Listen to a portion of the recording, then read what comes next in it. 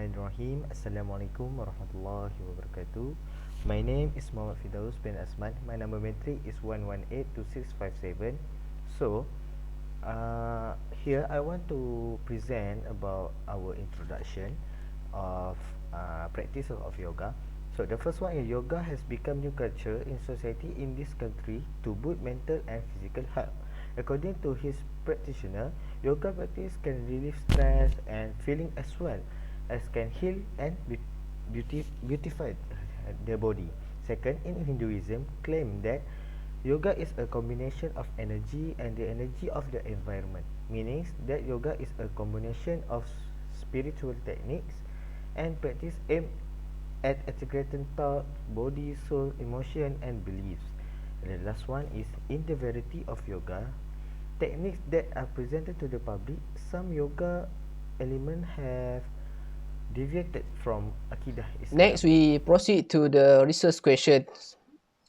We conduct this research to answer the following questions. First is, what is the origins of yoga? Second is, what kind of influence of Hinduism in the practice of yoga? And third is, what is the fatwa about the practice of yoga in Islamic jurisprudence? For our research objective, we conduct this research to discover the origins of yoga, to explain the influence of Hinduism in the practice of yoga, and to find out fatwa about the practice of yoga in Islamic jurisprudence. Next, we go through to the scope of study. This study is only focusing on the origin of yoga and practice spiritual or mantra in yoga. This study also is more focused on the fatwa about practices of yoga by referring, which is not extensively researched in covering in Malaysia. Next, we go through to the research methodology. In this research, we apply the qualitative method, which is library research. We collect data or information from many books, journals and websites about the origins, practice, spiritual or mantra in yoga. We also use some article that main reference for our origin and fatwa that we took from Mufti Wilayah website. Bismillahirrahmanirrahim. My name is Ahmad Azfar bin Ahmad Tharmizy. My metric number is 1181772. So we are going to the origin of yoga. The origin of yoga can be seen from two sides, according to Azimah Awangte. First, the historical, and the second is psychology. The origin of yoga from historical view are not accurately known, but some of the opinions says that yoga is older than the historical records available. There are signs suggesting that since the day before the growth of the Vedic hope culture, which is at least 2700 years before AD, yoga was practiced. It is because a stem cell showing picture of human from sitting doing yoga has been found in some of the research carried out. Sitting conditions like this are still being used to do meditation by yoga practitioners today. This can be evidenced by the discovery of an older ceramic that is about 5,000 years old, which show the style of a person who meditates in the valley of the Indus rivers. Another opinion says yoga is originated in pre-Aryan times that contain religious idea and custom of primitive people.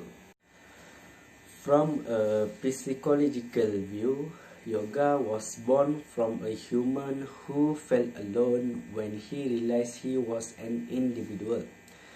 This human actually is being separated from the surrounding circumstance and only recognize other human beings externally. Hence, some humans beings try to escape the constraints of this feeling and enter this spiritual realm where he feels united with the Almighty and no longer feels alone. This spiritual realm is in the domain of magic supreme, ecstatic practice, mystic and yoga. Other opinions says the origin of yoga is a powerful natural desire in human to pass this real world barrier and enter another realm that cannot be overwhelmed by human knowledge. The history of yoga can be divided into three time frames, which is the first is the prehistoric, that the yoga teaching transmitted only from the guru to disciple in forest hermitage before have the written word. Second is the historic, that yoga teaching spread from the guru to disciple in forest hermitage with using both oral and writing traditions. Lastly, in modern time, yoga teaching obtains from many sources randomly and often only through the material written and without the guidance of guru. The meaning of yoga comes from the Sanskrit roots yuj, which means to join or to yoke or to combine. According in the book entitled Experiencing the World's Religions, the word yoga means union and is related to English words join and yoke. In the context of the Bhagavad Gita, the word yoga describes as a unified view, peace of mind, acting skills, and the ability to maintain adaptation to self-glory Asman, and which has the same essence as the basis of existence Brahman. Yoga also is a way for people to perfect their union with the divine, and since the yogas recommend path to perfection that are often called margas. Yoga is an art and science of healthy living. It is spiritual discipline focused on a incredibly subtle science that focuses on putting the mind and body into harmony. Okay, that's all from me. Thank you. So we're going to the next presenter. Next is the influence of Hinduism in the practice of yoga. To identify the influence of Hinduism in yoga, we need to know the type of exercise performed in the yoga itself. According to Muhammad Azam, physical aspect of the yoga practice is called asana yoga. 6 examples of exercise are as follows. This is the physical aspect or the type of exercise in the practice of yoga. First is Padsamana. Padsamana is lotus position, is a cross-legged yoga posture that helps deepen meditation by calming the mind and elevating various physical elements. In Chinese and Tibetan Buddhism, the lotus pose is also known as the Vajra position. Lotus flowers are symbol of silence and self-confidence. Lotus flowers also symbolize the female genital of Padmasana, which is the perfect balance as the thick flowers float on pitch and quiet pond. Second is Yoga Mudra. Yoga Mudra is a symbol of prostration to God. So this type of yoga is very clearly involving religious matters. Third is the Matshasana Yoga, the position of fish. Fourth is Granda Saniluta style of Padmasana. And fifth, Vajrasana, similar to seat of tashahud in Islamic prayer. Next is Garudasana. This is Garuda style. Garuda is a Hindu mythology bird with a human head that was ridden by Lord Vishnu when he wants to rise to the heavens. Vishnu itself is usually portrayed with lotus flower.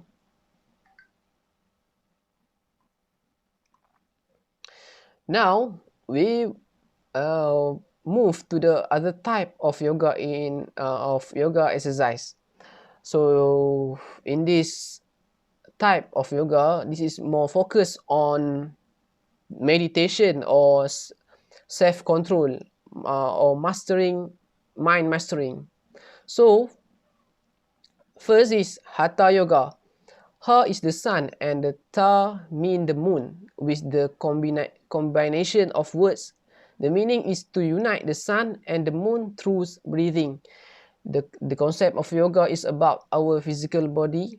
So the meaning behind Hatha Yoga is to mastering our mind through a certain way of breathing, and the way is to inhale the air deeply into the lungs called Puruka, hold the breath which mean Kubaka, and exhale the breath from the lungs called as Richaka.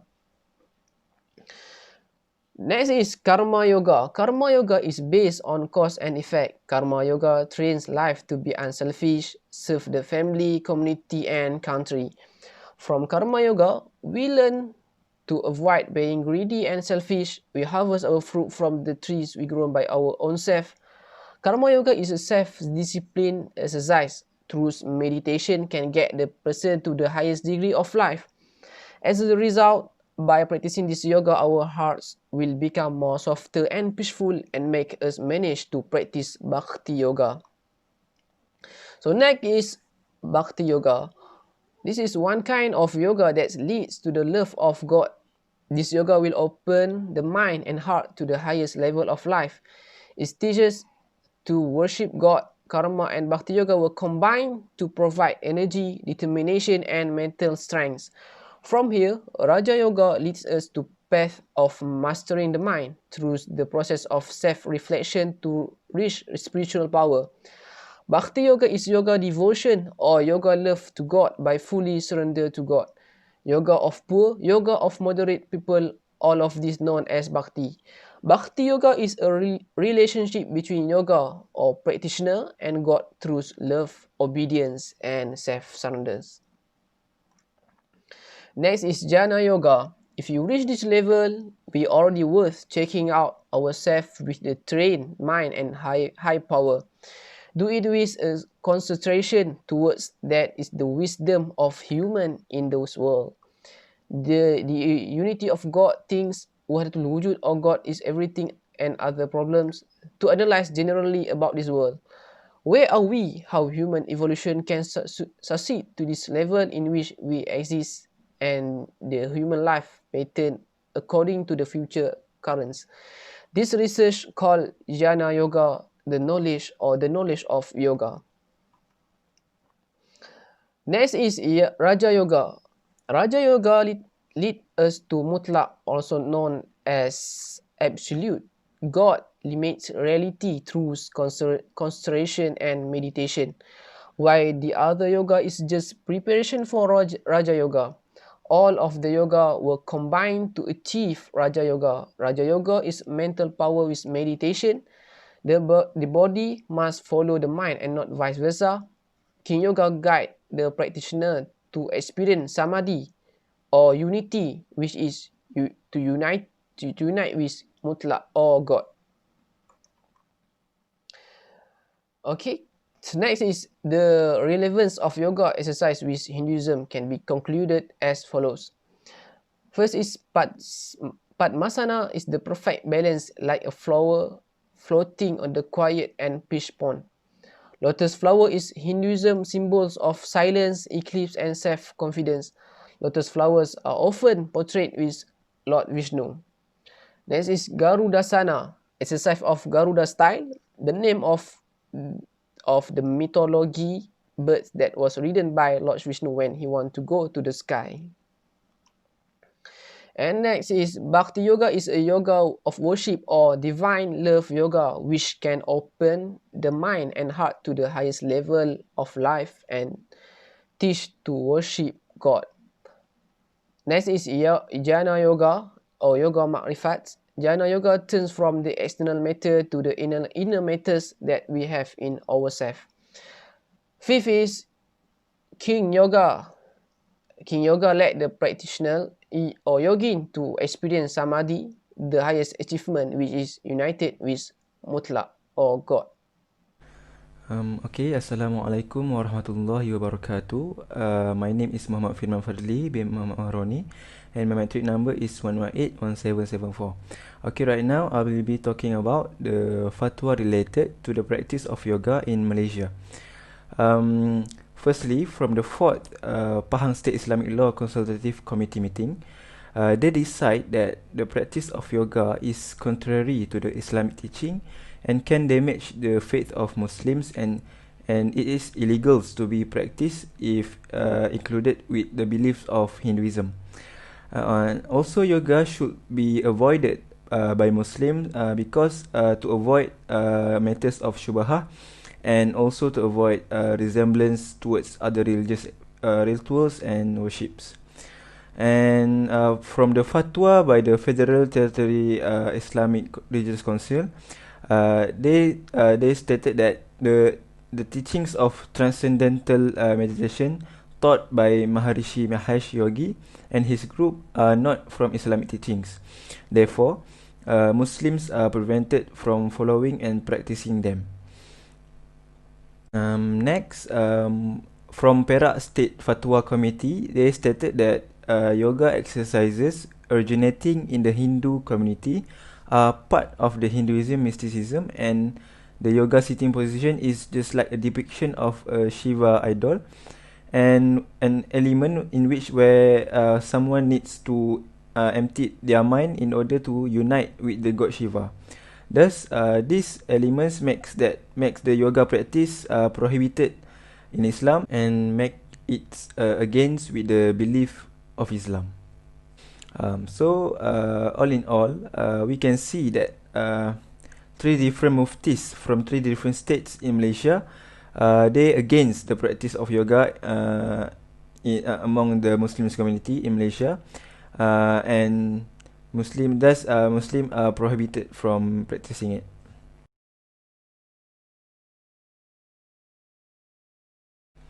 Muslims are prohibited in practicing the yoga because it resembles a lot to the belief of Hinduism. This prohibition is in accordance with the hadith from Ibn Omar, which Prophet SAW says, "Man tashabbaha biqaumin fahuwa minhum," which means he who imitates any people in their actions is considered to be one of them. So Ibn Kathir in his tafsir stated that this hadith indicates a great prohibition and warning for anyone from imitating the disbelievers in their sayings, actions, clothes, celebrations, worships, and others which are not in line with the Sharia set by us. That's what Ibn Kathir said in his tafsir. I think that's all from me. We can see that yoga practice is prohibited in Malaysia, and we are advised to not follow the yoga practice. Thank you. Lastly, we go through to the conclusion. So what we get from our research of yoga, essentially we know that yoga can be seen from 2 sides, like my friend mentioned just now. First, the historical aspect of yoga in India that can be studied. Second, researching and finding the cause of psychology in practice of yoga. Second, yoga is considered among the methods best restore health and self-improvement. So that is containing element of other religious philosophies and politism. Last but not least, it is appropriate for Muslims to be prohibited from doing any practice or exercise has to do with element like have a syirik or the worship of other religions. Because in Mufti Wilayah website we know that Mufti Wilayah mentioned that everything that some teaching that can be element of syirik or worship of other religions that we are prohibited to do. So here, before we end our presentation, we would like to thanks to all because enjoying our video, lend us your ears to learning about yoga. May Allah ease your day. That's all from us. Thank you.